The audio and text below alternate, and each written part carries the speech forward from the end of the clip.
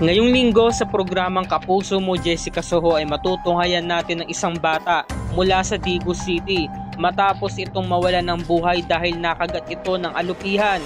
Ayon sa istorya ni Magdalena, hapon noon kakauwi ko lamang. Nakita ko na may pulang kagat yung panga ng bata. Hanggang yung kagat, lumaki na at umabot na rin sa kanyang mukha. Kaya humiram kami ng pera para mapacheck up siya sa ospital. Nakita na meron itong lason. Tapos noong kukunan na ng BP yung bata ng nurse, doon nakita na merong insektong gumagapang sa likurang parte ng leeg. Nakita nila alupihan. Ang hinala namin, lumabas sa tenga ng bata. Pula siya, parang stick lang ng dulo ng walis tingting. Hanggang yung mukha ng bata matigas na, pati ang kanyang tenga at ulo. Makikita mo talaga na kumalat na yung lason sa katawan niya. Wala na si Hyacinth.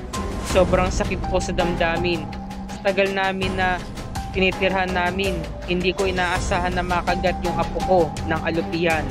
Bukas ng gabi mga kapuso ay malalaman natin ang buong istorya at kakamustahin natin ang mga kaanak at pamilya ni Hyacinth, ang sanggol na namatay dahil lamang sa kagat ng isang insektong mapamuksa na alupihan. Yan ang sabay-sabay natin pakatutukan ngayong linggo ng gabi. Dito lamang yan sa Kapuso Mo Jessica Soho.